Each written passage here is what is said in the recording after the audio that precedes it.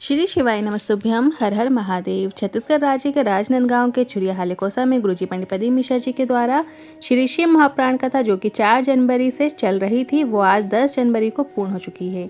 आज की कथा में गुरुजी ने बहुत सारी रोचक जानकारियां दी हैं, पत्र पढ़े हैं और इस वीडियो में हम आपको गुरुजी के बताए शनि प्रदोष के विशेष उपायों की भी जानकारी देंगे, जिससे आप 11 जनवरी मतलब कल के दिन शनिवार के दिन शनि प्रदोष की विशेष तिथि में करके अधिक से अधिक लाभ प्राप्त कर सकते हैं। आपको कुल 7 उपायों की जानकारी देंगे, कुछ उपाय करके भी बताएंगे। आप 7 में से कोई एक या अपनी आवश्यकता के अनुसार एक से अधिक उपाय भी कर सकते हैं। आज 10 जनवरी 2025 7वें दिन की राजनांदगांव के शिव महाप्राण कथा में गुरुजी ने कुल 18 उपाय पत्र उपयोगी जानकारियां दी हैं। सभी की जानकारी आपको इसी वीडियो के माध्यम से मिलने वाली है। तो बढ़ते हैं आज की कथा की पहली जानकारी की ओर। कई लोग कहते हैं कि क्या हम पंडाल में शिव पुराण कथा सुने तो व्रत रखें, उपवास रखें। तो इस पर गुरुजी ने कहा, व्रत रखो या ना रखो ये आपकी मर्जी है। एक उपवास होता है कि मैं भोजन नहीं खाऊंगा, और एक व्रत ये भी होता है कि मैं किसी का अपमान नहीं करूंगा, किसी का दिल नहीं दुखाऊंगा। आप ये व्रत धारण करेंगे तो इसमें ज़्यादा श्रेष्ठता है। बढ़ते हैं आज की कथा की दूसरी जानकारी की ओर। गुरुजी ने कहा, ठंड पड़ती है तो पूरी रात रजाई कंबल से आपकी लड़ाई चलती रहती है कि कंबल के अंदर से हवा कहाँ से घुस रही है। जैसे ठंड से अपने शरीर को बचाते हो, वैसे ही भगवान की भक्ति से आपको अपने घमंड को दूर करना चाहिए। सत्ता का घमंड, धन का घमंड, शरीर का घमंड कभी नहीं करना चाहिए। बढ़ते हैं आज की कथा की तीसरी जानकारी की ओर।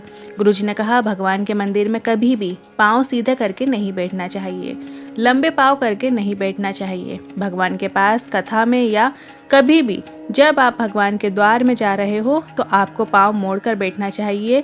इसका मतलब ये है कि हमारे मन को, हमारे दिल को संसार से मोड़कर भगवान के दर में हमने छोड़ दिया है। बढ़ते हैं आज की कथा की चौथी जानकारी की ओर। गौ और गुरु और गोविंद के सामने कभी भी लंबे पांव करके मत बैठना। गुरुजी ने कहा, इनके सामने हमेशा पांव मोड़कर बैठना चाहिए, और यदि आप पांव मोड़कर भी बैठोगे इनके सामने तो ये आपको कुछ नहीं बोलेंगे, पर आपको पाप लग जाता है। बढ़ते हैं आज की कथा की पांचवी जानकारी की ओर।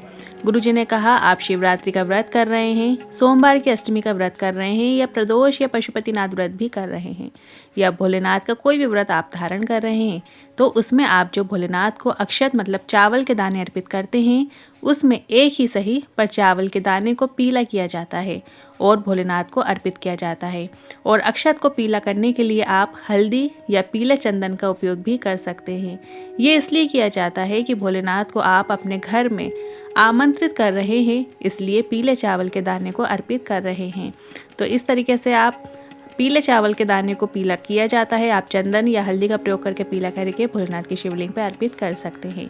बढ़ते हैं आज की कथा की छठवीं जानकारी की ओर।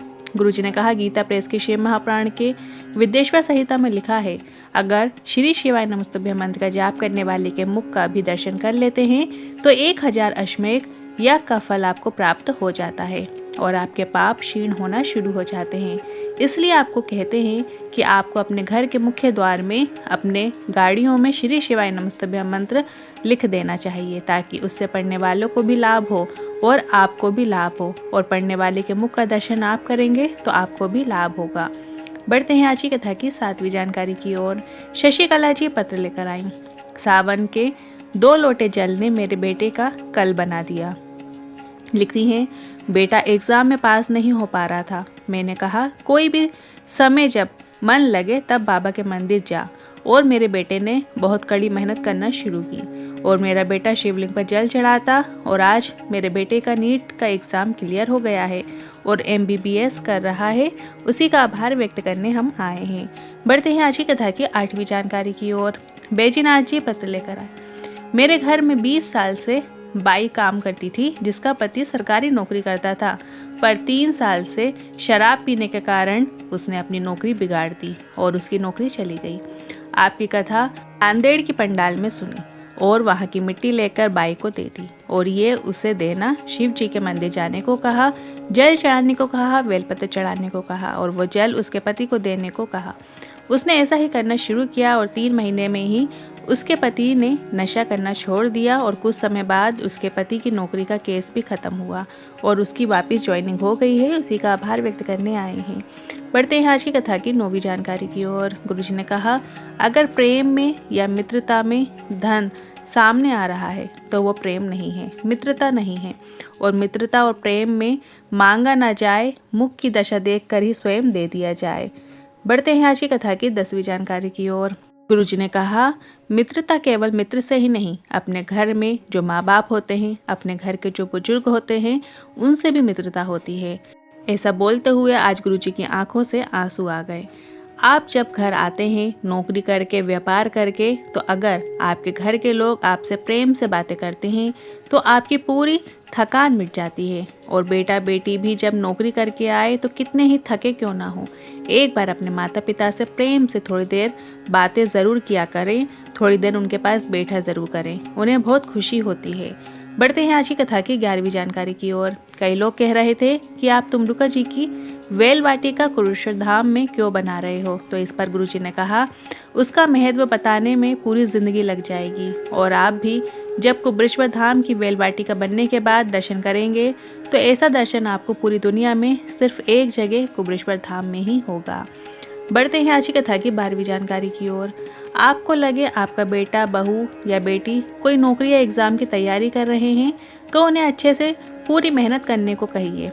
और अगर घर का कोई एक सदस्य भी बेलपत्र के वृक्ष के नीचे सफाई कर देता है, झाड़ू लगा देता है और एक पार्थिव शिवलिंग का निर्माण करके उसका पूजन कर देता है और 5 बेलपत्र अर्पित करके कामना कर लेता है कि मेरे घर के इस सदस्य की नौकरी लग जाए, तो इसका फल मिलता ज़रूर है।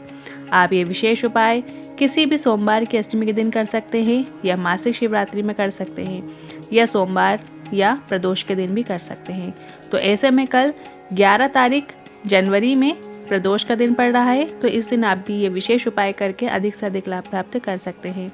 और ध्यान से सुन लीजिए, बस आपको बेलपत्र के वृक्ष के नीचे का थोड़ा सा साफ सफाई करना है और उसके बाद वहाँ पे एक पार्थिव शिवलिंग का निर्माण कर लेना है।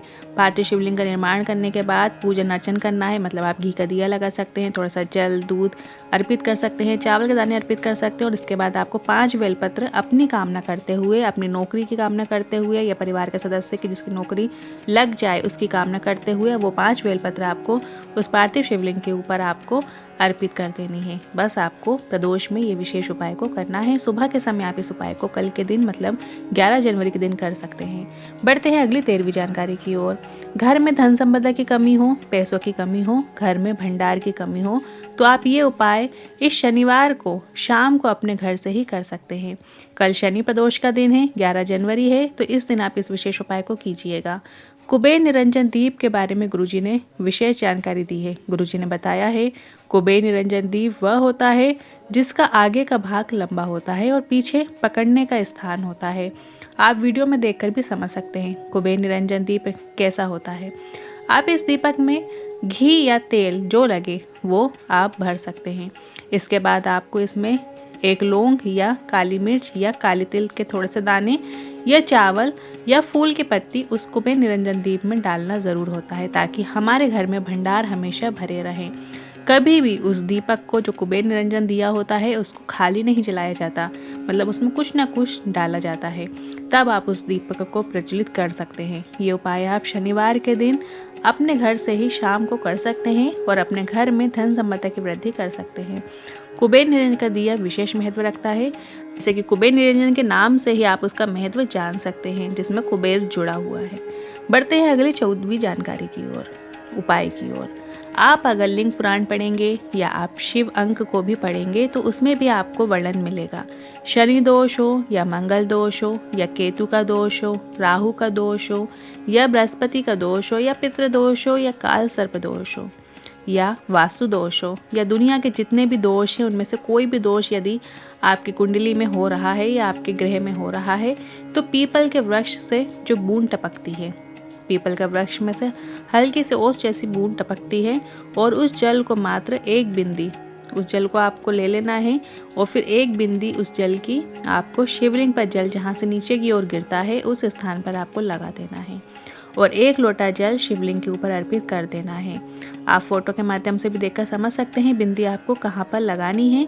बस वो बिंदी आपको वहाँ जहाँ से जल नीचे की ओर गिरता है छोर पर, शिवलिंग की जलाधारी के छोर पर आपको वो बिंदी लगा देना है, फिर 1 कलश जल आपको अर्पित कर देना है। ऐसा करने से जो भी आपकी ग्रह दशा खराब चल रही होती है, जो भी दोष आपकी कुंडली में आ रहे होते हैं वो समाप्त हो जाते हैं। तो इस विशेष उपाय को भी आप कल 11 जनवरी प्रदोष के दिन कर सकते हैं, या किसी भी सोमवार के दिन कर सकते हैं, या सोमवार की अष्टमी पड़े उस दिन भी आप कर सकते हैं, शिवरात्रि में भी कर सकते हैं। पर अभी नज़दीकी दिन जो है वो प्रदोष का दिन है, तो आप उसमें ये उपाय कर सकते हैं। बढ़ते हैं अगली मंत्रवी जानकारी की ओर। अपने ऊपर से बाधाओं को दूर करने के लिए गुरुजी का बताया एक विशेष उपाय है।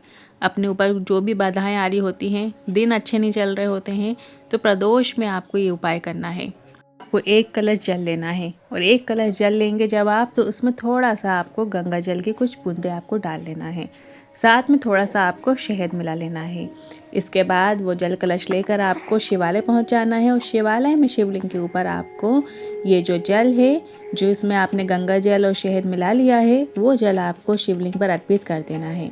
श्री शिवाय नमस्तुभ्यं बोलते हुए आपको जल अर्पित कर देना है। इसके बाद आपको 1 कलश साफ जल भी शिवलिंग के ऊपर अर्पित करना है। साफ जल से मतलब है कि जो नॉर्मल जल है, जो अपन शिवालय ले जाते हैं, आपको एक्स्ट्रा 1 कलश जल और लेकर जाना है, और वो कलश जल आपको शिवलिंग के ऊपर श्री शिवाय नमस्तुभ्यं बोलते हुए अर्पित कर देना है। बाधा निवारण का सबसे अच्छा सर्वश्रेष्ठ उपाय है। बस आपको इस तरीके से पूरे विधि विधान के साथ इस उपाय को कीजिएगा।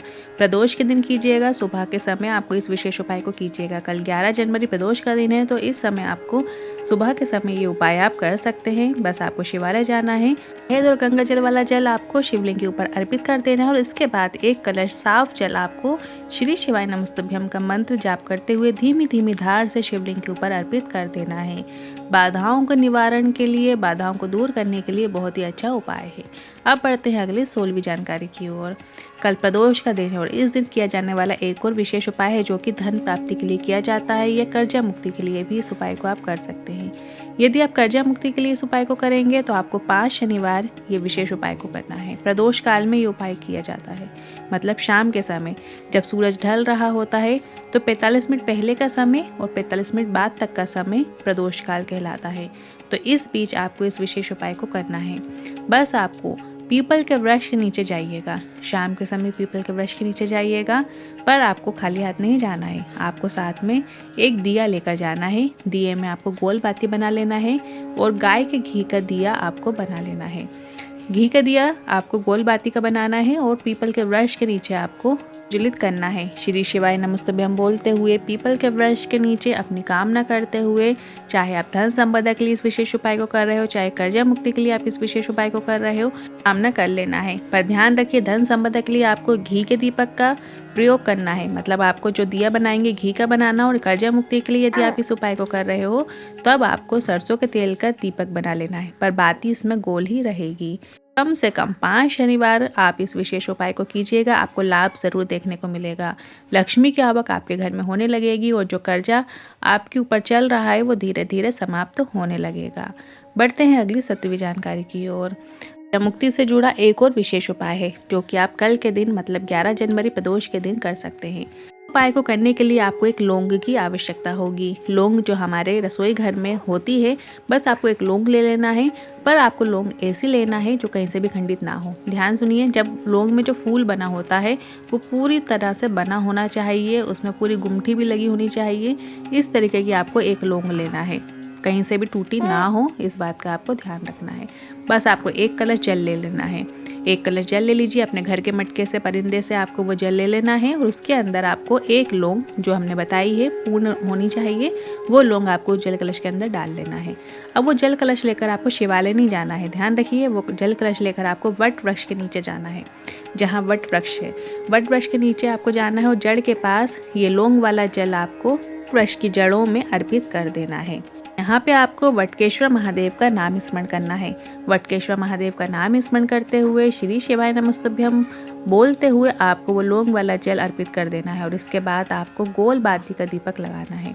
पर गोल बाती का दीपक आपको प्रदोष काल में लगाना है। शाम के समय आप फिर से वट वृक्ष के नीचे जाइए, सूरज ढल रहा होता है उसके 45 मिनट पहले का समय और 45 मिनट बाद तक का समय प्रदोष काल कहलाता है। बस उसी बीच में आपको वो घी का दिया प्रज्वलित कर देना है, और वहाँ पर आपको गोल बाती का दिया वटकेश्वर महादेव का नाम लेते हुए अपने कर्जा का भान करते हुए आपको प्रज्वलित कर देना है।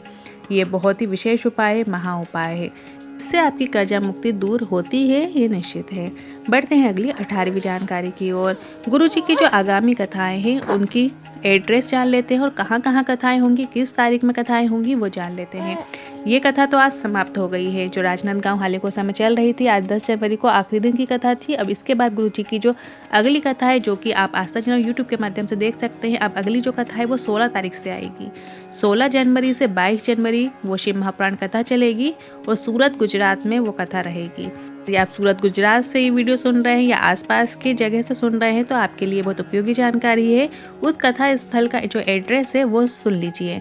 वेदांत सिटी, खारवासा मंदिर के पास, डिंडोली रोड, सूरत। ये कथा यहाँ पर होगी। और इसके बाद गुरुजी की जो अगली शिव महापुराण कथा है वो 24 जनवरी से 30 जनवरी साकरी महाराष्ट्र में रहेगी। और इसके बाद 1 फरवरी से 7 फरवरी कूपपुर कांकेर छत्तीसगढ़ में रहेगी।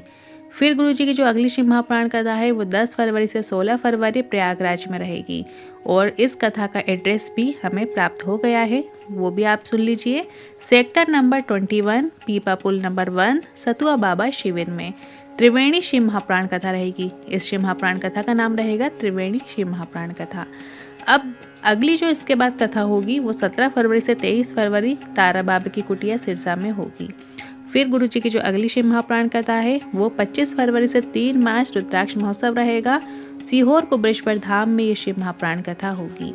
जिन्हें कहा है कि यहाँ की विशेष मान्यता है कि आपको कुबरेश्वर धाम में आपकी जो कामना है, जो आपकी अभी तक पूरी नहीं हुई है, यदि आप उस रुद्राक्ष महोत्सव में शामिल होते हैं तो आपकी कामना निश्चित ही पूरी होती है। बस आपको वहाँ पे कंकर शंकर की पूजन करना है, शिव महापुराण का आनंद लेना है। पर 1 रात्रि या 2 रात्रि या जितना आप रुक सको वहाँ पे ज़रूर रुकिएगा और शिव महापुराण कथा का आनंद लीजिएगा, रुद्राक्ष महोत्सव का आनंद लीजिएगा। जहाँ पे रुद्राक्षों को अभिमंत्रित किया जाता है, ये वही समय होता है जो हमें साल भर वो रुद्राक्ष हमें प्राप्त होते हैं। में रुद्राक्षों को अभिमंत्रित किया जाता है। महाशिवरात्रि का विशेष पर्व होता है। जब उस पर्व में रुद्राक्षों को अभिमंत्रित किया जाता है तो उनकी एक विशेष सिद्धि उन्हें प्राप्त होती है।